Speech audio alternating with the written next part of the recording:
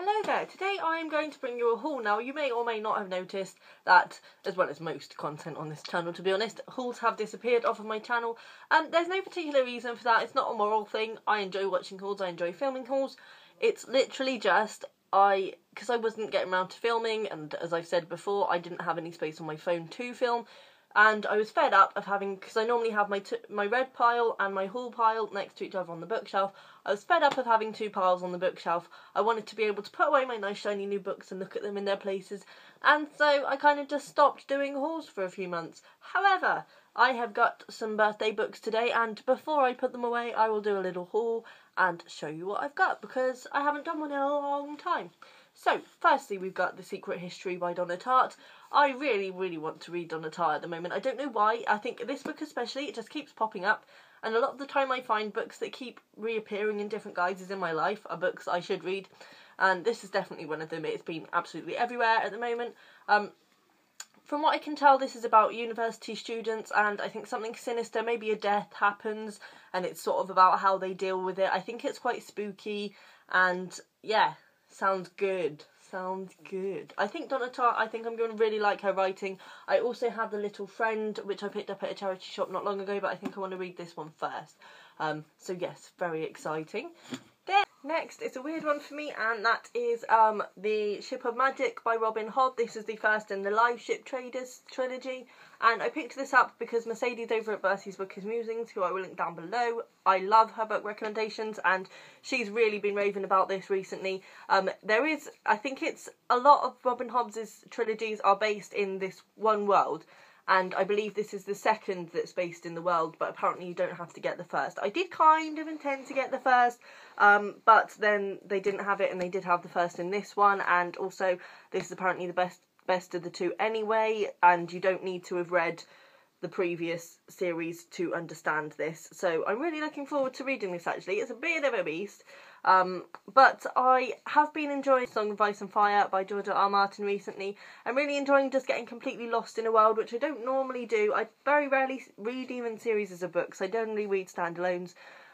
So I'm really quite looking forward to getting into another series that I can just completely get lost in. I think it'll be completely what I need at the moment. Then I picked up The Circle by Dave Eggers. I say I picked up because I picked these all for them to be bought for me. That's what happened there. The Circle by Dave Eggers.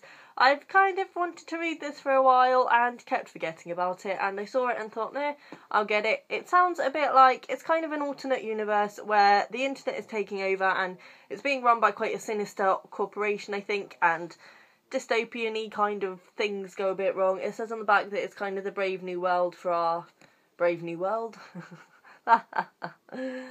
So yes, it sounds quite interesting. I've wanted to read Dave Eggers' writing for a while. I think he sounds like quite a good author, and yes, I will enjoy that one. Then I picked up Station 11 by Emily St. John Mandel. I've heard quite mixed things about this. A lot of people have said they've gone into it expecting a lot because of the raves that it's been getting and been disappointed. So I'm going into it not expecting a huge deal, and I hope that I won't be disappointed. It's also sort of set in a dystopian future where I think a virus has sort of wiped out a lot of the world, and obviously how people who are left are surviving. I don't really know. I think it's actually 20 years from the look of it. 20 years after a lot of people have been killed and there's been a virus and stuff. So it's sort of a dystopian future, and yes, that's that one. Then I picked up my second Murakami, and this is naughty because I haven't read the first one. Norwegian Wood by Murakami.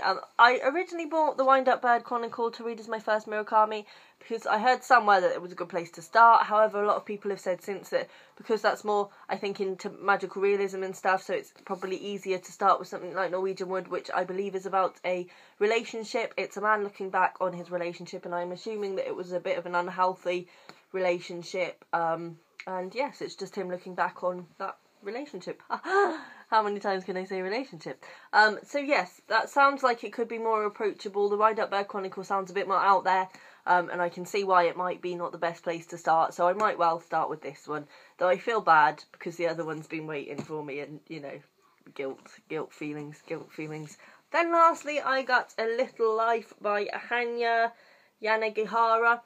This has been longlisted for the Man Booker this year, and to be honest, I can't even tell you why.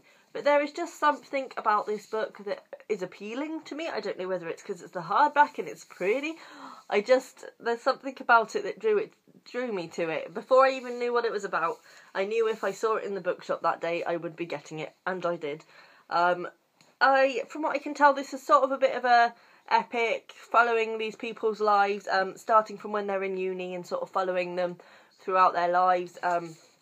One man in particular, I think, who becomes a lawyer, but he's not very happy and he's sort of had a bad childhood and stuff.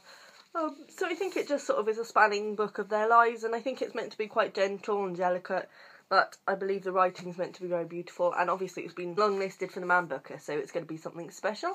And that was everything. Again, I have to apologise for being absent for so long. It's literally a case of every time I try and film, I'll film for like five seconds, and my phone will be like, oh, you have no more space. And I don't even know why it's doing that. I think it's messing itself up with duplicating music that I'm putting on there. Anyway, it takes a very long time to clear off any space to film, and yes, it just irritates me. So, yeah, I'm sorry. But, you know. So that's everything. Bye.